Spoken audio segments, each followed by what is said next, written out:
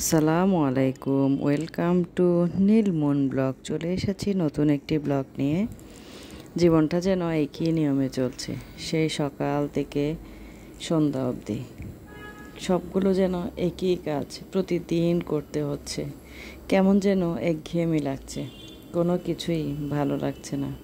ইচ্ছে করছে দুটা দিন রান্নাবান্না না করে একটু আরাম করতে পারতাম। কেউ যদি সকালে ঘুম থেকে উঠে দেখতাম মুখের সামনে নাস্তাগুলো তৈরি করে রেখেছে, দুপুরের রান্নাগুলো রেডি করে রেখেছে। এটা স্বপ্ন ছাড়া কিছুই নয়। সেই যে এপ্রিল মাসে বাড়ি থেকে ঈদ করে এলাম, এরপর থেকে আর কোথাও যাওয়া হয়নি। কেমন যেন একটা যান্ত্রিক জীবন হয়ে গেছে, রোবটের মতো জীবনটা চলছে। তারপরও জীবন কি আর থেমে আছে? জীবন চলছে জীবনের নিয়মে। হঠাৎ বৃষ্টি শুরু হয়েছে, ভাবলাম খিচুড়ি করে ফেলি। খিচুড়ি আর চিকেন ফ্রাই, আর আচার তো রয়েছে। খিচুড়ি রান্না করতে গিয়ে মনে পড়লো আমার একটা মেয়ে রয়ে গেছে, আর সাথে একটা নাতনি রয়ে গেছে। তাই খিচুড়ির চালটা একটু বাড়িয়েই দিলাম। ওদের জন্য আলাদা করে বক্স করে নিয়ে নিলাম, যাওয়ার সময় ওদিকে দিয়েই চলে যাব। বাসা থেকে যাওয়ার পথেই ওদের বাসা, যাওয়ার পথে ওদের জন্য বক্সটা দিয়েই চলে গেলাম। বাসা থেকে বের হয়েই তো আমি পুরাই অবাক। বৃষ্টি টিষ্টি কিচ্ছু নেই, ফকফকা রোদ। শরতের আকাশটা তার নিজের রূপে দাঁড়িয়ে আছে। শরতের আকাশটা আমার ভীষণ ভালো লাগে। শরতের আকাশে সাদা মেঘ।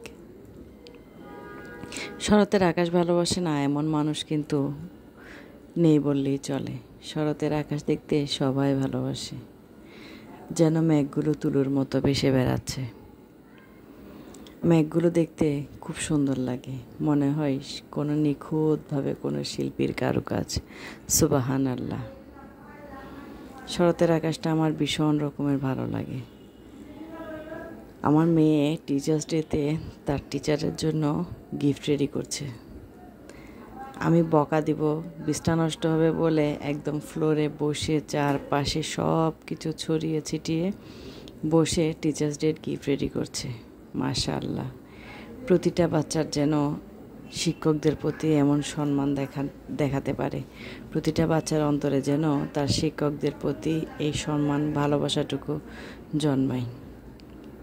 আলহামদুলিল্লাহ, আমার মেয়ের কাজটা দেখে আমার খুবই খুশি লাগছে, খুবই ভালো লাগছে। বসে কিছুক্ষণ দেখছিলাম।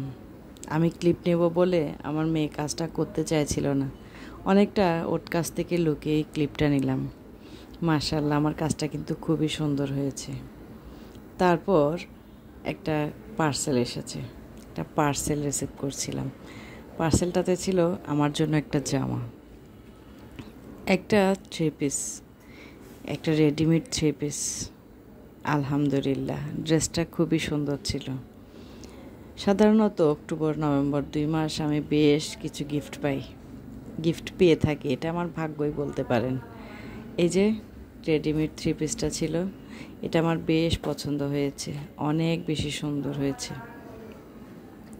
যে 3 পিসটা গিফট করেছে তাকে অনেক অনেক ধন্যবাদ। তারপরে বাচ্চাদের জন্য হটডগ বানিয়ে নিলাম। কখনো বাসায় সেভাবে বানাইনি, প্রথমবার ট্রাই করলাম। আলহামদুলিল্লাহ, বেশ ভালোই হয়েছে। ওরা যখন কোনো কিছু পছন্দ করে সেটা আমার বেশ ভালো লাগে। তো আজকের ব্লগটা এখানেই শেষ করছি। সবাই ভালো থাকবেন, আমার নিহাল মনের জন্য দোয়া করবেন, নীলমন ব্লগের সাথে থাকবেন।